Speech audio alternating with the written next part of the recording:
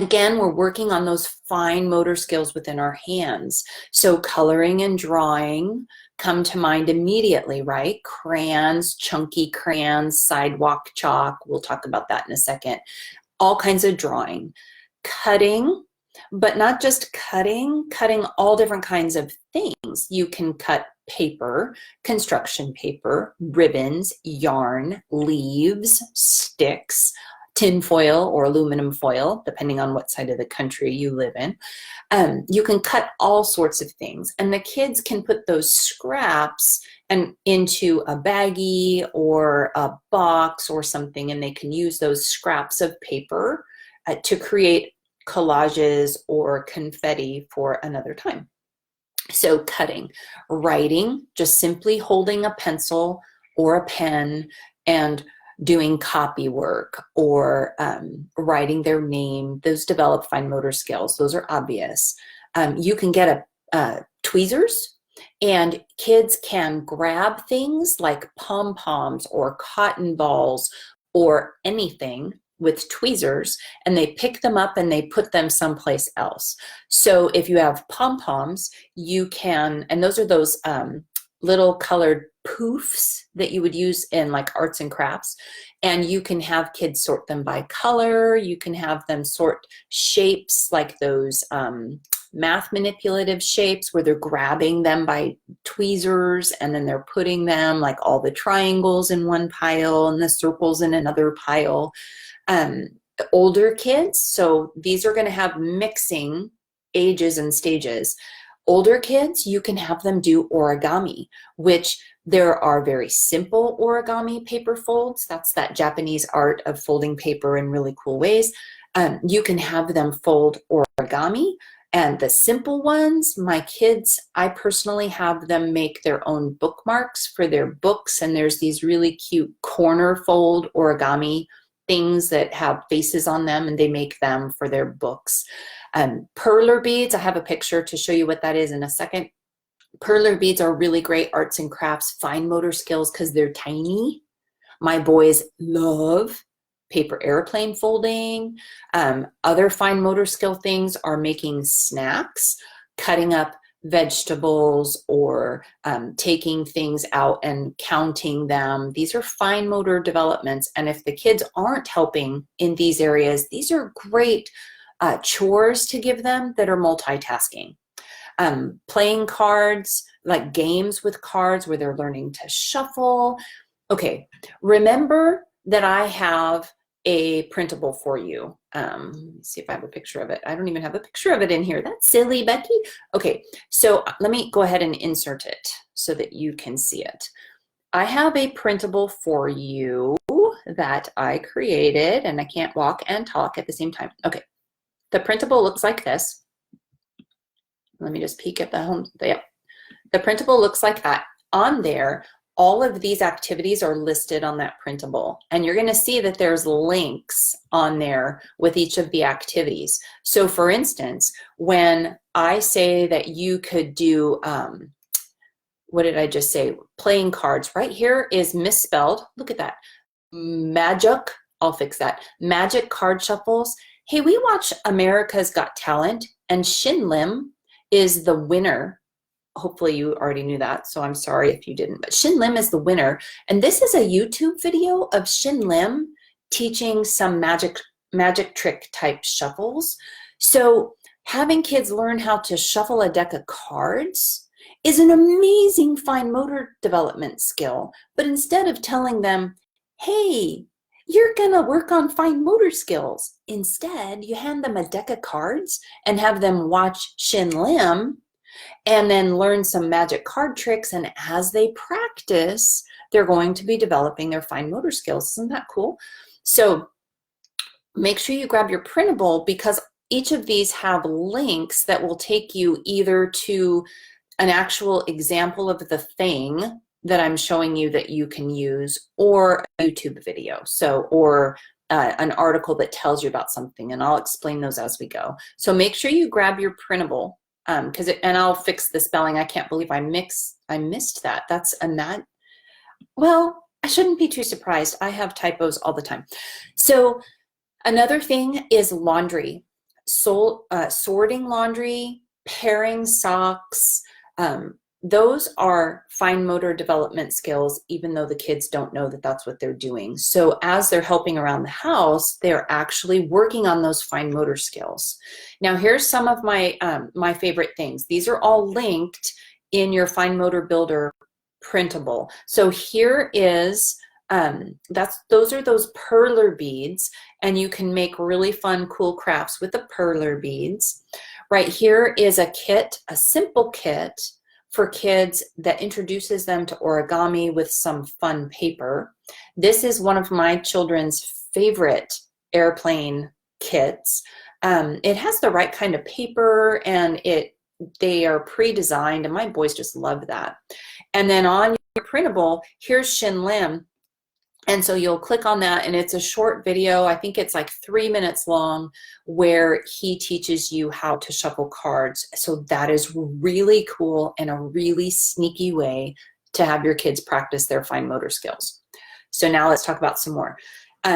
Building Legos and blocks. Now, I have shown you the floor in my office a billion times, because no matter how many times we clean it, the boys go immediately into creative mode, and they need to dump them out again in order to find the pieces. Now, I tolerate that because I understand what's going on behind the scenes, but Legos are an amazing fine motor builder.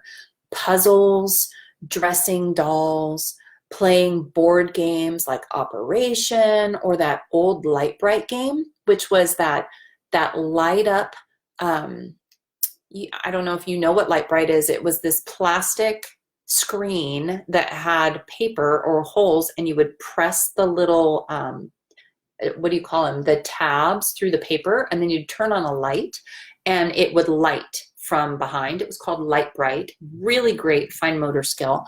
I think Discovery Toys has something like that. There's actually quite a few Discovery Toys that fall into the fine motor development. Kids can they can play with beads, where they're stringing beads. Now, you can say it's a patterning thing, where they have to create a string of beads that are red, white, blue, red, white, blue, red, white, green, or whatever.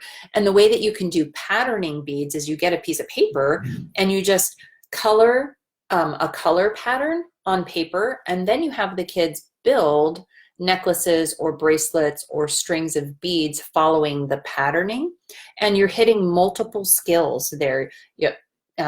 Critical thinking, fine motor development, and patterning is a really critical mathematical skill. Don't underestimate the power of drawing with sidewalk chalk. You can combine what you're doing with school and have it match this fine motor development need with your kids simply by handing them sidewalk chalk and doing your math or your spelling, or drawing maps, or doing your science lessons on the driveway or the sidewalks using chalk. Fantastic multi-sensory development activity to take what you're learning outside, getting your vitamin D from the sun, the fresh air. The kids don't realize that they're doing school because you're outside playing in the sun with chalk. Really cool. We still do a lot of school with sidewalk chalk, and my kids are 13 and up, and they love it. Play-Doh. I have talked about my youngest son being dyslexic, and he did not read until he was 10. And he still has issues with some words where he's learned them incorrectly. And so even at 13, what we'll do, if there are words that he's stumbling on, I will have him build the words with Play-Doh. And what I mean by building the words is, first I'll have him spell the word with the Play-Doh, and then I will have him create something that demonstrates the word. Now, it doesn't need to make sense to anybody but him, but when he's done, he's worked on his fine motor skills, and he's worked on his spelling, and he's worked on creating a picture to go with that word. Very powerful if you have struggling readers. So Play-Doh. Friendship bracelets are really great. I have a picture of that in a second. And do it yourself fidget toys. Let me show you these. Okay, on your printable, where the fine motor skills builders, these are friendship bracelets. I used to make those when I was a little girl. Did you guys make those? I certainly did. I thought they were so cool. My friends and I would get together and we would weave these bracelets and then we would exchange them. Today, I don't have little girls that want to exchange friendship bracelets. So instead, okay, you got to cheat sometimes with your kids. The boys make paracord bracelets. And the reason they think they're cool is when they're done, they have this clip-on bracelet that is a survival tool, because hidden within paracord are these little they're these tough strands that if you're stuck out in the wilderness, you can do things like make fishing line or snares with your paracord bracelet. So it's a fine motor skill, it's a survival skill, it's also a patterning skill. Beautiful, beautiful, beautiful skill. Okay, on your printable, you are going to see, I'm looking at mine to the left of my screen, which you can't see. It's about a quarter of the way down. It says DIY fidget toys, make and give away. Okay, in here, there are 6. It's a tutorial it's a very short tutorial that takes very common household items and your kids create fidget toys with them.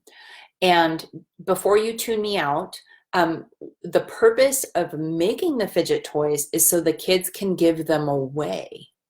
Children's hospitals, youth group, doctor's offices, nursing homes, but they're creating the fidget toys and they have to use their fine motor skills in order to make these toys. And they're made out of things like, there's a little plastic ring on a water bottle. So when you crack the lid off and you take the lid off a water bottle, you know that little plastic ring that's left on the water bottle? Well, you take that off, and then one of the fidget toys is that you will put paper clips all around there, and it turns out to be this really cool fidgety type thing. So using very common household items, the kids are developing their fine motor skills. They can play with the toy for a little bit and then they can give it away. And so there's so much packed into that. And I would say that some of these activities are really good for littles to do, and some of them are really great for your teenagers, if you have teenagers like me, to create these goodie bags that can be given away to their friends or at youth group or, like I said, children's hospitals or that kind of thing. And they're learned, like I said, multiple lessons. So fine motor skills, following directions, plus if they do in fact give them away, there's this sense of community and adding value to other people's lives. Super important, super important. Okay,